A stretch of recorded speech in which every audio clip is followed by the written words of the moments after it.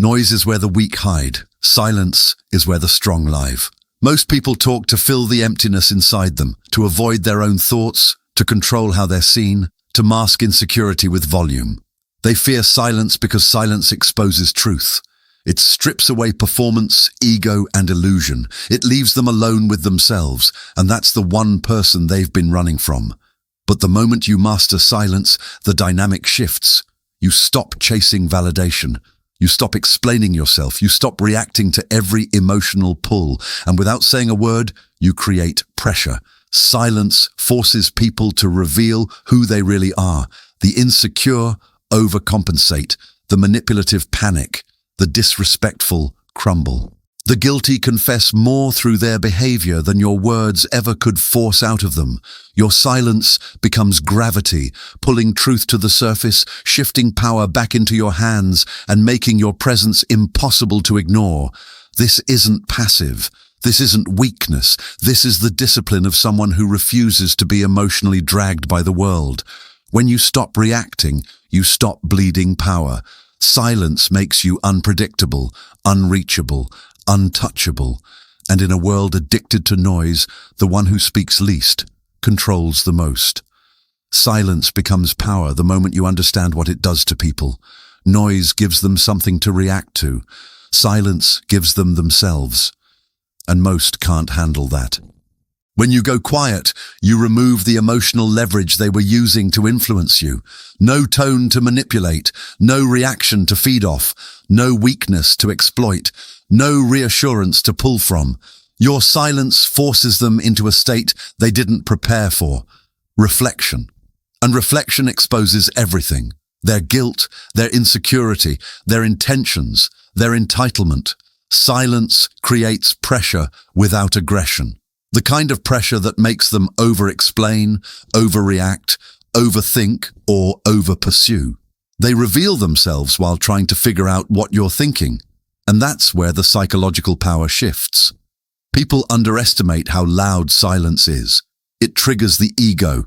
Why aren't they reacting? Why aren't they chasing? Why aren't they explaining themselves? Why can't I read them? That confusion is where your authority grows. Silence also resets dynamics. It strips away momentum. It neutralizes emotional chaos. It shows that your state is not controlled by their behavior. The one who can stay quiet without folding becomes the one who holds the frame. If you're learning how to detach, hold your composure, and stop bleeding power through unnecessary reaction, remember to download the audiobook of Surviving the Toxic Bond. It breaks down the exact emotional mechanics behind silence, detachment, and psychological self-control. If you like reading while you listen, the ebook lines up perfectly. Download link is in my bio. Silence makes you unpredictable, and unpredictability makes you respected. People can argue with your words. They can debate your logic. They can twist your sentences, but they can't fight silence. Silence forces them to face themselves while you remain centered, calm, and in full control. This is why silence isn't passive. It's pressure, it's presence, it's power without performance. Silence becomes a weapon the moment you stop using it to avoid conflict and start using it to command it. Most people speak to relieve their own anxiety. The stoic knight stays silent to control the environment. Silence in conflict forces the other person to confront their own behavior. They expected defensiveness, excuses, emotion, anything they could push or pull. But when you stay quiet, calm, and unbothered, the dynamic shatters. They're left with the echo of their own actions, and that's a mirror most people can't handle. Silence in manipulation ruins the game entirely. When someone tries to trigger you and you give them nothing, no reaction, no rise, no emotional payoff, they lose interest or lose control. Either way, you stop being a target. Silence in disrespect is even more powerful. You don't debate your worth. You don't argue for your value. You don't negotiate for basic treatment. You simply withdraw your energy, and the absence of your presence speaks louder than any confrontation ever could. Silence also builds internal authority. It trains your mind to sit with discomfort instead of reacting impulsively. It builds emotional discipline, teaches patience, and develops the kind of inner strength people feel the moment you walk into a room.